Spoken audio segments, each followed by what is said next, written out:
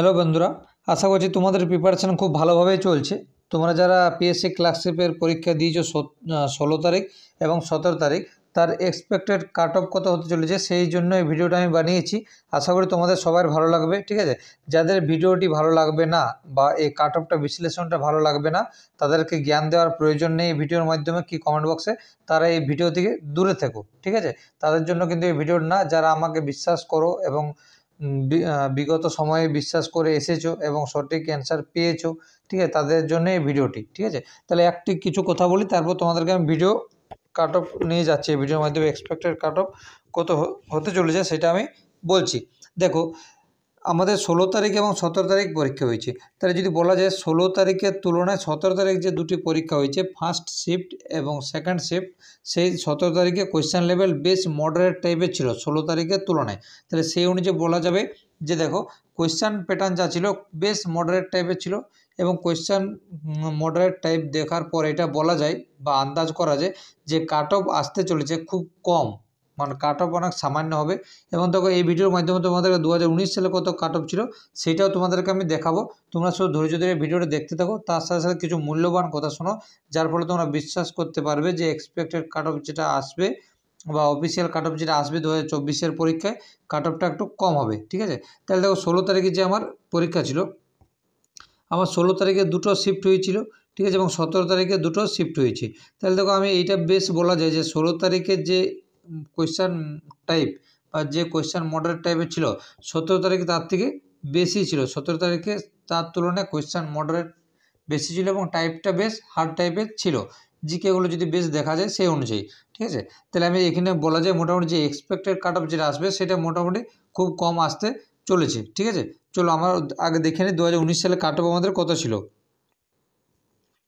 তাহলে দেখো, 2019 সালে পিএসসি ক্লার্কশিপ যে পরীক্ষা হয়েছিল সেই কাট অফ যেটা অফিসিয়াল কাট অফ, এটা দেখো ইউআরদের ক্ষেত্রে 65 ছিল কাট অফ, ইউআরদের ক্ষেত্রে 65 ছিল কাট অফ। এবং দেখো, এখানে একটা কথা বলি, অনেকের মনে প্রশ্ন থাকবে তাদের ইডাব্লিউএস কাট অফ কত হবে। দেখো, 2024-এর যে এক্সপেক্টেড কাট অফ আমি ভিডিওর মাধ্যমে নিয়ে এসেছি, সেই ভিডিওতে তোমাদেরকে অতি অবশ্যই বলবো যে ইডাব্লিউএসদের কাট অফ কত হবে। তোমরা সব ধৈর্য ধরে ভিডিওটা একটু দেখো। দেখো, 2019 সালে যে পরীক্ষা হয়েছিল পিএসসি ক্লার্কশিপে, সেখানে অফিসিয়াল কাট অফ ইউআরদের কত ছিল, ইউআরদের ছিল 65, ঠিক আছে, ইউআরদের ছিল 65 এবং ওবিসি বিদের ছিল 56.33 আর ওবিসি এদের ছিল 43, ঠিক আছে, এবং এসসিদের ছিল 48.67 এবং এসটিদের ছিল 29.67। দেখো, এই যে কাট অফ 2019 সালে যেটা ছিল, সেই নিয়ে কোয়েশ্চেন লেভেল যদি তুমি দেখো, তাহলে 2024-এর কোয়েশ্চেন লেভেলের তুলনায় অনেকটাই সহজ, অনেকটাই সহজ, ঠিক আছে। তাহলে আমি আবারও বলছি, দেখো 16 তারিখে যে পরীক্ষা হয়েছে তার তুলনায় 17 তারিখে কোয়েশ্চেন লেভেল বেশ হার্ড ছিল। তাহলে দেখো, এখানে তো আর অন্য পরীক্ষার মতো আলাদা আলাদা কাট অফ হবে না, একটাই কাট অফ হবে। তাহলে সেই অনুযায়ী বলা যায় যে কাট অফ যেটা হবে, সে cut off expected cut off যেটা হতে আমি চলেছি বা যেটা অফিসিয়াল বা আসবে বা যেটা আমি ভিডিও মাধ্যমে দেখাচ্ছি, কাট অফ তোমাদের গত বছরের তুলনায় খুব কম হবে, গত বছরের তুলনায় খুব কম হবে, ঠিক আছে। চলো দেখো, তারপরে নেক্সট পেজে দেখো কী বলছি, যে থার্ড শিফট এবং ফোর্থ শিফট এর কোয়েশ্চান সত্যিই অনেক কঠিন, ঠিক আছে, সত্যিই অনেক কঠিন। তাহলে দেখো, যারা থার্ড শিফট এবং ফোর্থ শিফট কাকে বলছে, দেখো থার্ড শিফট এবং ফোর্থ শিফট তাকেই বলছে যেটা হচ্ছে আমার 17 তারিখ পরীক্ষা হয়েছে, 17 তারিখ যে পরীক্ষা রয়েছে তাকে আমি থার্ড শিফট এবং ফোর্থ শিফট বলছি, ঠিক আছে। তাহলে দেখো, যে পরীক্ষাটা আমার হয়েছে সে পরীক্ষাটা খুব মোটামুটি কোয়েশ্চান লেভেল, মানে অনেক কঠিনও বলা যায় না, কিন্তু বেশ মডারেট টাইপের কোয়েশ্চেন ছিল।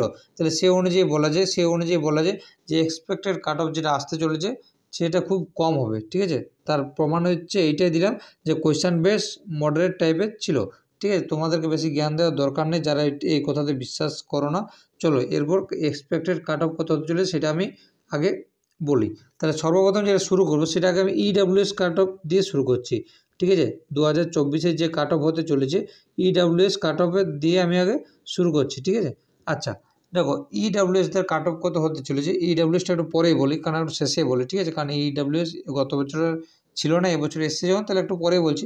তাহলে দেখো, ইউআরদের যে কাট অফ হতে চলেছে সেটা মোটামুটি একদম এক্সপেক্টেড যেটা করা যায়, সেটা যেটা বলা যায় 54 থেকে 58 আমাদের ইউআরদের কাট অফ, ঠিক আছে। এটা যদি 58 থেকে 1+ বাড়তেও পারে, তাহলে ওই জন্য প্লাস লিখলাম, ঠিক আছে। আর 54 থেকে 59-এর মধ্যে একবার থাকবে, এটা কিন্তু শিওর। ওবিসি বিদের যে কাট অফ হতে চলেছে, ওবিসি বিদের হচ্ছে 48 থেকে 53-র মধ্যে, 48 থেকে 53-র মধ্যে। এবং ওবিসি এদের যে কাট অফ হতে চলেছে সেটা হচ্ছে আমার 38 থেকে আমার মোটামুটি এটা বলা যায় 38 থেকে ওবিসি এদের 38 থেকে মোটামুটি বলা যায় 42 এর মধ্যে বলা যায়, ঠিক আছে। তাহলে ওবিসি এদের যে কাট অফ হতে চলেছে সেটা হচ্ছে 38 থেকে 42-এর মধ্যে। এবং এসসিদের যে কাট অফ সেটা একটু বাড়বে, ঠিক আছে। কীরকম, মানে মোটামুটি 41 থেকে 46-এর মধ্যে বলা যায়, 41 থেকে 46-এর মধ্যে বলা যায়। এবং এসটিদের কাট অফ যেটা বলা যায়, এসটিদের কাট অফ 30 থেকে 33-এর মধ্যে থাকবে, এসটিদের কাট অফ 30 থেকে 33-এর মধ্যে থাকবে। এটা যেটা বললাম সেটা হচ্ছে তোমাদের এক্সপেক্টেড কাট অফ বললাম। এই যে কাট অফটা যেটা হচ্ছে সেটা হচ্ছে এক্সপেক্টেড কাট অফ, লিখে দিই, কারণ তোমরা যখন আমাদের অফিসিয়াল কাট অফ বার হবে তখন হয়তো অনেকে কমেন্ট করো, তাহলে সেই জন্য এক্সপেক্টেড কাট অফ আমি লিখে দিচ্ছি, ঠিক আছে। এক্সপেক্টেড কাট অফ, দেখো তাহলে ইডাব্লিউএসদের কাট অফ কত হতে চলেছে সেটাও আমি বলছি। তাহলে দেখো ইডাব্লিউএসদের যে কাট অফ সেটা হচ্ছে আমার মোটামুটি বলা যায় যে 42 থেকে 47-এর মধ্যে আমার ইডাব্লিউএসদের কাট অফ থাকবে। এইটার মধ্যে একটা ইডাব্লিউএসদের কাট অফ থাকবে, ঠিক আছে। 42 থেকে 47-এর মধ্যে একটা কাট অফ থাকবে, ঠিক আছে, ইডাব্লিউএসদের। এখানে আরেকটা কথা বলি, দেখো যাদের এই কাট অফটা পছন্দ হচ্ছে না তারা এই ভিডিও থেকে দূরে থেকো, তাদেরকে কমেন্ট করতে হবে না এই ভিডিওর মাধ্যমে, ঠিক আছে, এবং বেশি জ্ঞান দিতে হবে না। কারণ যারা এই ভিডিওর মাধ্যমে এই কাট অফে বিশ্বাস নাও তারা কিন্তু এই ভিডিও থেকে দূরে থেকো, ঠিক আছে। তোমাদেরকে নিয়ে আমি কোনো কথা বলতে চাই না, ঠিক। চলো আজকে তাহলে বুঝতে পেরেছো আমাদের এক্সপেক্টেড কাট অফ কত হতে চলেছে।